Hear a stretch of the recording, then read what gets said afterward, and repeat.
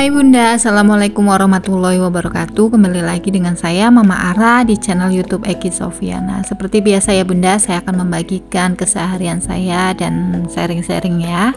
Nah ini saya mau bersihin kolong meja kompor ya Bunda, karena sudah kotor. Ini kemarin saya dibawain bawang merah sama adik saya ya. Katanya kemarin pas dari Jakarta terus dapat bawang merah, dikasih temennya dari Brebes gitu.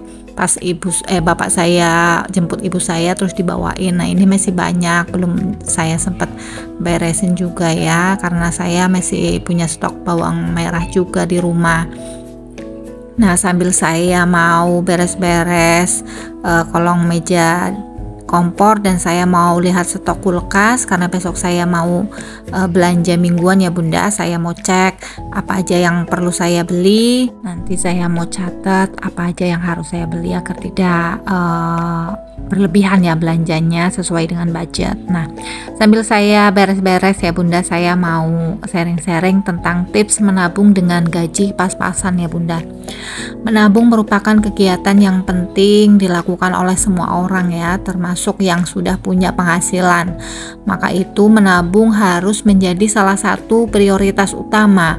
Namun masih ada orang yang belum melakukan kegiatan menabung. Walaupun sederhana, banyak orang memilih mengejar gaya hidup dan punya pengeluaran yang besar karena kebiasaan berbelanja dan mungkin jalan-jalan atau hangout ya yang lebih diutamakan, alias pendapatan yang dipunyai itu selalu tidak cukup untuk ditabung. Nah sebenarnya banyak cara menabung sederhana yang bisa Bunda lakukan atau Bunda ikuti ya. Yang penting tujuannya menabung bisa tercapai. Berikut ada beberapa tips yang dijamin berhasil membuat Bunda itu mengumpulkan gaji untuk ditabung atau pendapatan yang bisa ditabungkan. Yang pertama, menyisihkan uang di awal bulan. Sebelum Bunda menggunakan semua uang untuk berbelanja yang impulsif atau yang mengalokasikannya buat mungkin jalan-jalan dan lain sebagainya, ada baiknya pertama yang Bunda lakukan adalah menyisihkan sebagian pendapatan atau gajian untuk ditabung. Belanja yang impulsif dan mungkin keluar jalan-jalan itu memang nggak ada salahnya, tapi Bunda juga perlu melakukan untuk refreshing juga kan ya.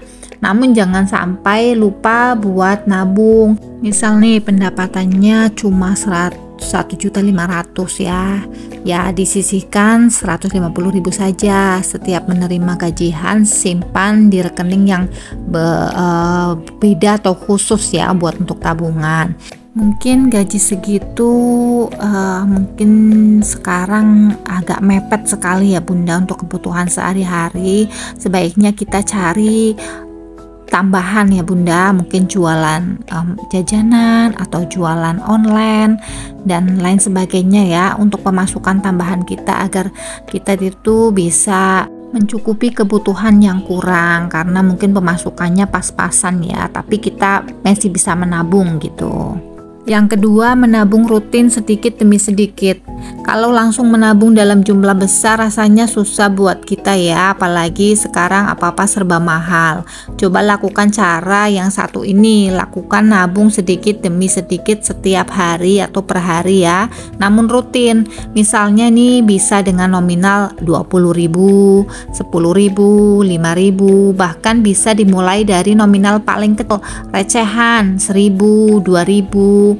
Kalau misalnya 2.000 dalam satu hari itu kan satu bulan 30 hari, sudah bisa dapat dikumpulkan 60.000 ya setiap bulannya. Kalau dikalikan satu tahun kan sudah bisa terkumpul 720.000, lumayan kan dalam satu tahun. Kemudian recehan 1.000 dikali 30 hari sudah terkumpul 30.000 satu bulannya ya, dikali satu tahun itu terkumpul 360.000.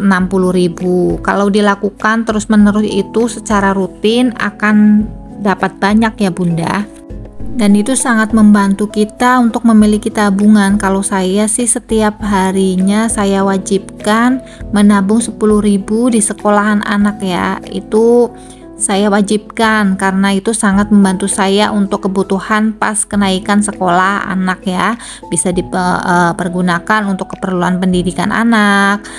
Jika berhasil, naikkanlah jumlah tabungan perharinya supaya kita itu semakin semangat Bunda. Jadi kalau kita ngumpulin pertama 1000 sudah 1 tahun itu kita bisa ngumpulin 1000 naikin lagi jadi 2000 1 tahun bisa naikin lagi jadi 5000 10.000 dan seterusnya ya Bunda. Itu pasti akan terbiasa dan itu akan menjadi kebiasaan ya Bunda. Kemudian bawa uang secukupnya. Setiap Bunda mau keluar atau jalan-jalan, bawa uang secukupnya, jangan terlalu bawa uang terlalu banyak ya. Sebelum pergi, hitung dulu kira-kira ini keperluan yang bakal Bunda keluarkan berapa. Dengan melakukan ini, Bunda bisa menekan pengeluaran yang terlalu banyak. Karena terlena punya banyak uang cash di dompet, jadi kita itu mengeluarkannya itu tidak sadar ya.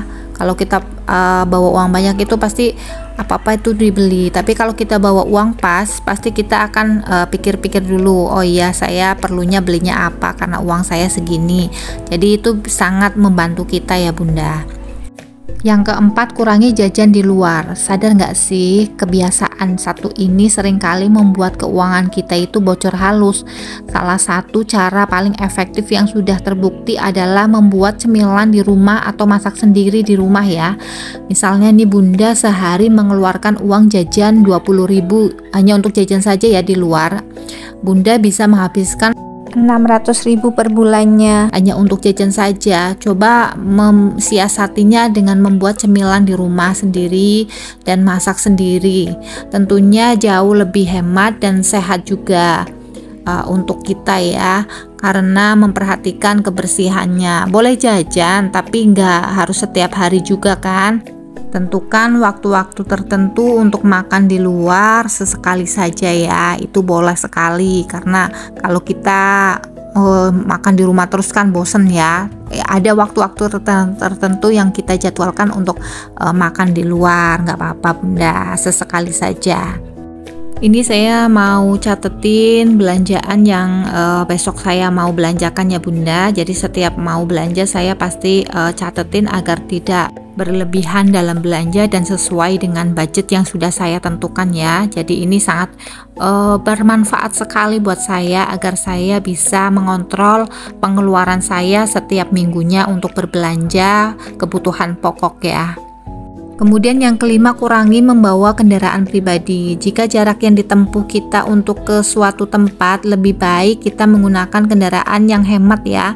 Ya misalnya kita punya mobil, masa kita mau ke pasar aja pakai mobil sedangkan jaraknya dari rumah kita itu tidak jauh ya, deket gitu. Lebih baik pakai motor saja yang lebih hemat, atau mungkin bisa naik sepeda. Saya kalau pergi-pergi yang kira-kira tidak menempuh jarak jauh ya saya pakainya sepeda motor saja, jauh lebih hemat ya dan mudah juga. Jadi kita menggunakan transportasi yang lebih ngirit gitu, yang lebih hemat ya. Kalau cuma ke pasar aja tuh kemana pakai mobil kan biaya bensinnya kan udah kelihatan sendiri ya. Jadi gunakanlah transportasi yang lebih hemat ya, sekiranya memang jarak tempuhnya itu tidak jauh. Yang keenam, manfaatkan diskon sebaik mungkin. Biar semakin hemat dan bisa nabung lebih banyak, manfaatkan diskon sebaik mungkin. Dengan adanya potongan harga, Bunda jadi bisa menghemat dari pengeluaran yang lebih besar. Misalnya nih belanja bulanan, cari barang-barang yang kita butuhkan yang lagi promo atau diskon ya. Kalau saya biasanya tidak terpaku dengan merek ya. Selama diskon kita butuhkan, pasti saya akan beli ya. Tapi ingat, jangan karena sedang diskon kita ambil semua yang padahal kita tidak perlu sama sekali ya. Yang perlu-perlu aja ya, agar pengeluaran kita itu tidak membengkak. Jadi manfaatkanlah diskon di saat kita membutuhkan barang-barang yang kita butuhkan. Kemudian jangan ikut arisan apabila pemasukan kita pas-pasan, karena arisan itu sifatnya seperti hutang ya. Arisan dan tabungan itu berbeda. Arisan akan menjadi beban jika ekonomi kita itu pas-pasan, karena jika kita sudah dapat, biasanya uang tersebut kita pergunakan dengan begitu saja ya, dan habis begitu saja. Nanti kita masih menanggung asokan tiap bulannya selama arisan itu belum selesai ya. Nah, jadi kalau memang pendapatan kita pas-pasan, jangan ngambil arisan ya Bunda, itu nanti malah bikin beban kita jadi tambah banyak. Sebaiknya hindari dulu kalau memang kita tidak mampu atau dengan ekonomi yang pas-pasan. Lebih baik kita nabung aja ya. Next video berikutnya saya nanti akan membahas perbedaan arisan dan tabungan ya. Nah, itu beberapa tips menabung dengan gaji pas-pasan ya Bunda. Ini saya lagi nulisin beberapa keperluan atau belanja yang besok saya mau beli ya.